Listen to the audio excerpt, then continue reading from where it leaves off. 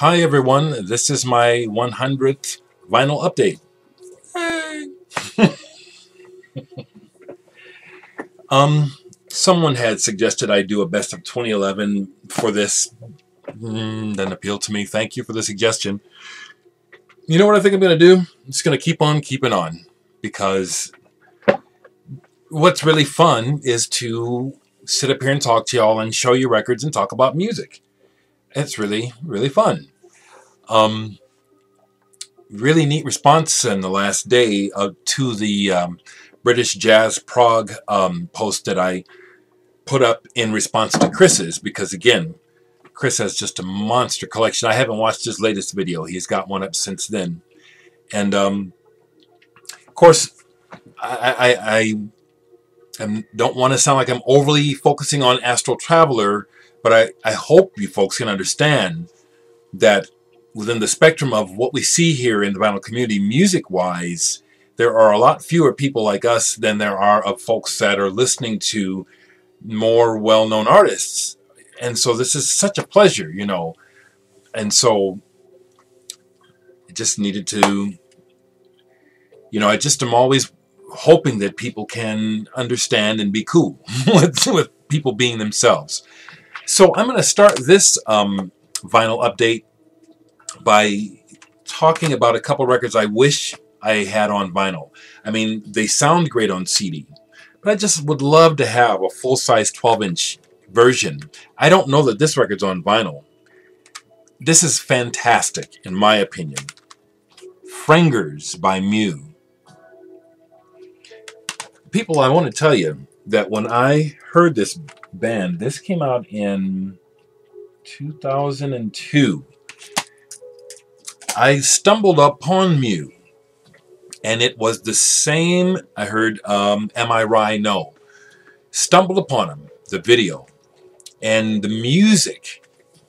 My gut reaction to the music upon hearing that intro and where it kept going was, my God, I found the new Genesis. Now, I stand by that statement. For me, this is a modern progressive rock. Some would call neo-prog. I just think of it as progressive because it also has pop sensibilities, but it's as progressive as hell. It's a masterpiece for my ears. And I would really wish that this was available on vinyl. And seen Mew once, got to meet him, made a connection with Jonas, the lead singer, and kind of friends with him. When I went to Europe in 2009, when I met him in the States, it was just awesome. We just hit it off. He gave me his phone number. And when I played with Sun Ambulance on tour 2009, our first show was in Copenhagen, Denmark. I can almost tell you the name of the club. Lappen, at Lappen. And so Jonas had said, well, if you ever come to Copenhagen and I'm home, I'll come see you. And he was, and the phone number was real. It was his phone number. I called him and said, hey, man, we're playing tonight. You want to come down? And he said, yeah, can you put me on the list? It was great. So for me, it is such a great pleasure to actually say that I know the lead singer of one of my current favorite bands, Mew. They've been trying to break into the U.S., and I'm not exactly sure why they're not connecting. These guys are killer, in my opinion. I wish this was on vinyl. One more record I wish was on vinyl. FFWD, Forward. This was a one-off project between The Orb and Robert Fripp. This is so excellent. And it really is quite suitable for the digital domain, you know what I'm saying? But man, I'd just love to have a copy of this on vinyl. I don't even know if it was ever released on vinyl. But this is really, really good. Frippertronics blended with Dr. Alex Patterson's work. This was made in 1993. Also with Thomas Fellman. Man, this is excellent. I would love to have a copy of this on vinyl. Okay, So let me show a few more records, and I'll start with the only record that I've received new. Well, it's the second record I've received in the mail this week. It's not a new record, but it's new to my collection. And it's what I'm playing in the background. It's Space Art. Finally got myself one of the Space Art albums. And this is a French duo. What year is this? Well, it's on, so I'm not going to be able to tell you. But I'm really enjoying this. I remember seeing these records when I could not afford them. Always have loved the simple but cool graphics of their covers, and so really happy to have this. I just pulled another batch of records. Like, this one doesn't have so much of a theme because my collection really goes all over the place. And so let me just show you some more of my records, all right? And I hope I don't botch this. First thing I'll show you is an Icelandic post-punk band called Rosadeline, and I bought this taking a chance, and it reminds me of the Slits, and I really like this. And they are singing in their language, so I have no idea what they're singing about, and for the most part it is not. That ain't even an issue for me. If your ideas musically and your presence in your music is strong, I'll get it. This is an album that I bought, almost sold, and then I waited and listened and came back to it. I'm glad I did, because I would have sold something that I really like now, and it's the band Floor. They're no longer around. Apparently one of the guys started the band Torch. And this is a posthumously released album called Dove. I guess it was recorded in '94, but not released till something like 2002. Limited edition. I'm thinking mine is from the 250 batch, because it's kind of a dark gray. And this is that stoner, kind of sludgy, tuned down sort of thing that I can have a first impression of this stuff that's not so good. And so that's why I'm glad that I waited and listened to it when I was ready to sit down and just listen. And then I was able to focus and take in how this music works and what's good about it. I really like this. I really like this. Here I'm bringing this one back up because I have to eat my words. I'm really glad. I just played side 2 of this within the last 24, 36 hours, and it all came back to me. I used to own this album. Forgot I'd had it, okay? Side 2, there's 2 songs that I love, and I completely forgot. The Only Ones and Only the Dead Dreams of the Cold War Kid. I love those songs off of Hawklord, so that I had to show it to you because I'm eating crow. I spoke too soon. This isn't very good. It starts off crappy, in my opinion. Star Power. That's the first song. I think that's corny. But by the time they get to the Only Ones, it's working. And so I just had to show. Really happy to have gotten a new copy of this. Sometimes I'm embarrassed of myself. I suppose you could say it's somewhere in the area of jazz, but more like, I don't know, world music. This is Glenn Velez, the frame drum master, 7 Heaven. A lot of percussion-based and meditative type pieces here. On the, I'll go ahead and say it now, the fantastic CMP label. Contemporary Music Productions out of Germany. Excellent label. And this is great. Let me just take a look and see if there's any other names to lay on you. It's mainly Glenn Velez, and these other names I don't recognize. It's all percussion. It's just wunderbar.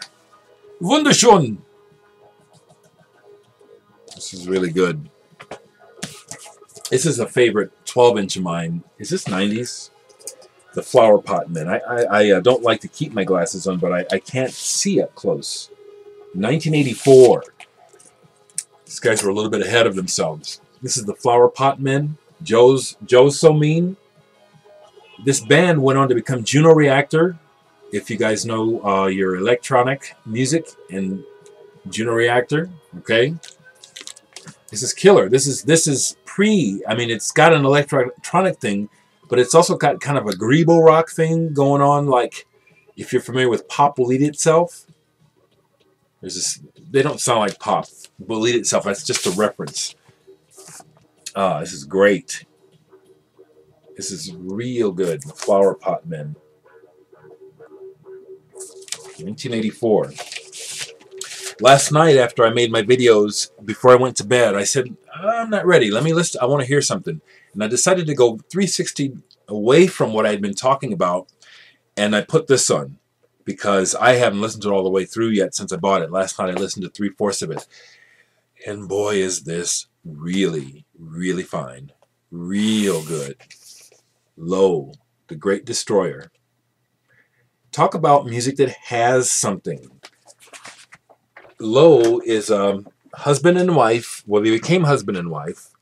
And the music has a simplicity to it, but an intensity. An intensity. I haven't quite deciphered the words, but they get me listening to the words. And for me, that's quite a feat because, again, I'm really about trying to hear the music. I'm going to put it on in the background. This is so good. Low are fantastic. I don't know if you call this kind of minimal, because it really is. It's really good. I don't know how you classify this. It's on Sub Pop. It's just damn good. So, Low, the Great Destroyer, and I'm listening to it again now. Okay, another band from the 80s that were... There were these bands that kind of took what Joy Division did and tried to move it into their own area. Bands like And Also the Trees and Low Life, even Mini Pops, I'll say. Low Life, Diminuendo, English band. I love this cover. And it fits the music. This is not excellent because there's an aspect of this music where you can hear them trying. They're trying to reach a place. They're not quite there yet, but this is good. And what I'll say is, when you look at the graphic, can you kind of get a feel for a certain type of aesthetic? That's what they're reaching for. And they almost get there. When is this recorded? 1986 and released in 1987. If you are interested in that post-punk Joy Division legacy, Crispy Ambulance too, and I also include bands like Section 25, even though they don't sound like Joy Division, you may find Low Life of interest. I have one other album of theirs, and I probably ought to do an A-B to decide which one of these is the better. I pulled this one because of the graphics. This is a beautiful cover, in my opinion. Okay. Terry Riley, the composer, experimental master. I have a soundtrack of his that is fantastic. I've never seen the movie with Klaus Kinski, Lifespan. But this is Terry Riley's soundtrack to the film Lifespan. Oh, man, this is good. Le Secret de la Vie. The Secret of Life. Is that what that says? And this reminds me a bit of Vladimir Cosma. I've been I was looking and discovered besides Diva, I have other Vladimir Cosma music and love it. And this is that kind of soundtrack music that I really like. Francis Lai is a composer for soundtracks who is also similar to Vladimir Cosma, and this album, Lifespan, this is fantastic, and this is some kind of small label, or this is the only record on this label that I have and have ever seen. Was that Stip? Really good. Really, really, really good. I'm glad I mentioned Section 25. Yeah, because I pulled one. And From the Hip by Section 25. You folks know this one, Infinite Groove? I'm thinking you would know this. This album is fantastic as far as the factory record sound and as far as that whole genre, even leading into, oh, I don't know. This is just excellent. It's also similar to New Order, how New Order incorporated electronics in a beat way, but also in just kind of a cool way. From the Hip, this is an awesome album. I'm not overstating it. I can put it on right now and it'd be like, yeah. From the Hip by Section 25, one of my favorites.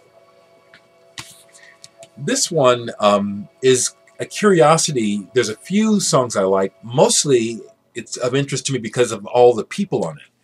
It's a solo album by a British, I guess, sort of folk singer, Colin Scott. And this was issued in America on the Import Records label. I think, I gotta look, folks. Can I see? It was originally released on United Artists in the UK in 1971. Several years later, it came out in the US on the Import Records. But folks, these songs are just okay. But Peter Gabriel is on here. Peter Hamill of Van der Graaf Generator is on here. John Anderson of Yes is on here. Robert Fripp of King Crimson is on here. Let me keep going. There's more. It's produced by John Anthony, who produced classic Genesis albums. Steve Gold from Rare Bird. Oh man, what a, it's like all these heavy cats playing, and this record is, oh shit.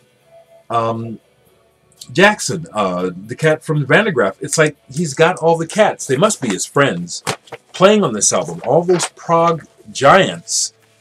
And I've listened to this album to death, and I only have one favorite song on it, which is the song Night People. That's the best, for my ears, it's the best thing, but it's definitely one for the collection. And it's like, I'd love to know the backstory behind him getting all those amazing musicians to play on his album. I need to play this, but I pulled it because it's one that I know is interesting. I just can't remember to describe it for you. Soon the Love Balloon Will Pop by Nissy Period. Okay, I'm going to have to get back to you folks on this. But when I was looking over here to look for things to show, it was like, okay, yeah, you know, this is one I haven't listened to for a while. And it's good. I know it's good. I kept it. I know it's good. I just don't remember if it's guitar-based or if it's sound-based. I'm thinking that it's got a guitar and percussion sort of thing going on. Okay, another Belgian band that I love, Neon Judgement.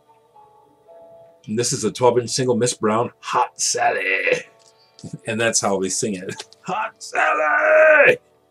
And as you can, oh yeah, and there's definitely some porn samples being used, almost disturbingly, but that's the whole idea, you know what I'm saying? Somebody is getting, somebody's getting it hard, you know what I'm saying? And loving it, and it's like, you know, it's like, I really shouldn't be hearing this, and that's why this is so cool. The Neon Judgement. Another label that I used to really like to pick up on, it wasn't always consistent, but mostly really good out of Belgium, was Play It Again Sam. And for a minute they had a US branch. Okay, this album is by The Lodge, Smell of a Friend, and there's a direct connection to the band Japan and David Sylvian and Jansen Barbieri. This cat, Jacko Jackson, has done a lot of work with those guys. Oh shit, look who's on here. He's just got the cats. He's got John Greaves on here from Henry Cow. Peter Blegfad from Slap Happy Faust. Good grief, is that his wife? Oh, his brother, Christopher Blegfad. And Anton Fear on drums, who was in Para Ubu, Golden Palominos, who else? again, with all those great players, this is just kind of an okay album. And I have a couple other things by Jacko Jackson. Because of his connection to those other musicians, I kept, I pursued him. Jansen Barbieri played on some of the other records. So I'm just thinking, well, he's got to be good. And he always has the best players. I'm thinking the guy can afford it. He must have money. If you happen to be watching this guy, I'd love to hear from you, Jacko. It's like, this stuff seems all right. It's like, maybe I haven't listened to it enough, but it's kind of like, I'll listen to it and it keeps me listening, but it doesn't even make enough of an impression that I can tell people what it sounds like. I know that can be like, if you were my friend, I would try to find a softer way to say that, I guess. But I'm glad to have this. I actually have it on CD too. And the reason is because it's good enough that I keep thinking I'm going to hear it at the right time, then I'm going to find what's really good about it. So how's that? A European, I think he's German. German jazz guitarist who I want to introduce you to is Volker Kregel. Tropical Harvest is the only thing I have left on vinyl by him. Mellow playing, I would dare say that Pat Metheny heard this guy and took from him. But this guy does not sound like Pat Metheny, and don't let it turn you off. He's got a smooth, round tone. Real nice smooth. Albert Mangelsdorf, the fantastic German jazz trombonist, is on here to great effect. Hello Albert is the song that features him, and it's one of my personal favorite songs out of all these records. This has one of my favorite songs, Hello Albert. Peter Geiger is also on here. He's got the cats on here, man. Rainer Bruninghaus. Astral Traveler showed some Bruninghaus records. I have what he showed is on here. Also on a label that I like to collect, but it's hard to get the stuff at a reasonable price. Some things you can find, but MPS. This label was not around long enough, in my opinion. MPS brought George Duke to us, among other things.